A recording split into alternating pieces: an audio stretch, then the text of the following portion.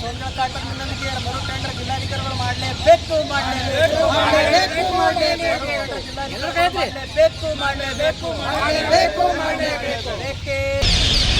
ಕಲಬುರಗಿ ಜಿಲ್ಲೆಯ ಜೇವರ್ಗಿ ತಾಲೂಕಿನಲ್ಲಿ ಬರ್ತಕ್ಕಂಥ ಜೇರಟಗಿ ಸೋಮಜಾಳ ಕಾಟನ್ ಮಿಲ್ನಲ್ಲಿ CCI ಹತ್ತಿ ಕೇಂದ್ರದ CCI ಒಂದು ಅಪ್ಲಿಕೇಶನ್ ಹಾಕಿದರು. ಅದು ರಿಜೆಕ್ಟ್ ಆಗಿದೆ. ಅದನ್ನು ಮರು ಟೆಂಡರ್ ಮಾಡಿಕೊಂಡು ಅದು ಅಲ್ಲಿ ರೈತರಿಗೆ ಮರು ಟೆಂಡರ್ ಮಾಡಿಕೊಂಡಾಗ ಅಲ್ಲಿ ರೈತರಿಗೆ ಅನುಕೂಲ ಆಗ್ತದೆ. ಯಾಕಂದ್ರೆ ಸುಮಾರು 40ರಿಂದ 50 ಹಳ್ಳಿಗಳು ಆ ಜೇರಟಗಿ ಸೋಮಜಾಳ ಕಾಟನ್ ಮಿಲ್ಲಿನ ಸುತ್ತಮುತ್ತ ಇರತಕ್ಕಂಥ ಹಳ್ಳಿಗಳು ಬರ್ತಾವೆ. ಅದು ನೀವು ಮರು ಟೆಂಡರ್ ಮಾಡಿದಾಗ ಅಲ್ಲಿ ರೈತರಿಗೆ ಅನುಕೂಲ ಆಗ್ತದೆ. ಈಗಾಗಲೇ ಜೇವರ್ಗಿಯಲ್ಲಿ 2ರಿಂದ 3 ಕಡೆ ಕೊಟ್ಟಿದ್ದಾರೆ. ಅಲ್ಲಿ ಬೇರೆ ಕಡೆ ಆಲೂರು ಮತ್ತು ಜೇವರ್ಗಿ ಹೋದ್ರೆ ರೈತರಿಗೆ ಸುಮಾರು 70ರಿಂದ 80 ಕಿಲೋಮೀಟ್ರ್ ಆಗ್ತದೆ. ಅದರಿಂದ ರೈತರ ಬಾಡಿಗೆ ತೊಂದರೆ ಆಗತ್ತದ, ರೈತರಿಗೆ ಅನಾನುಕೂಲ ಆಗತ್ತದ.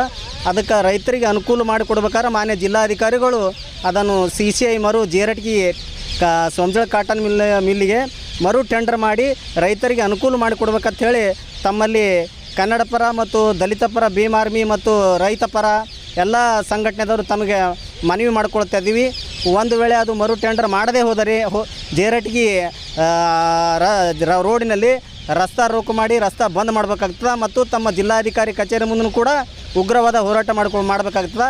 ತಾವು ರೈತರು ಅದಕ್ಕೆ ಮಾನ್ಯ ಜಿಲ್ಲಾಧಿಕಾರಿಗಳು ಅದಕ್ಕೆ ಅನುಕೂಲ ಮಾಡಿಕೊಡಬಾರ್ದು ಅಂಥೇಳಿ ಕೂಡಲೇ ಅದನ್ನು ಪರಿಗಣನೆ ಮಾಡಿಕೊಂಡು ಮರು ಟೆಂಡರ್ ಕರಿಬೇಕಂತೇಳಿ ತಮ್ಮಲ್ಲಿ ಎಲ್ಲ ಸಂಘಟನೆದವರು ಕಳಕಳಿಯಿಂದ ಮನವಿ ಮಾಡಿಕೊಡ್ತಾ ಇದ್ದೇವೆ.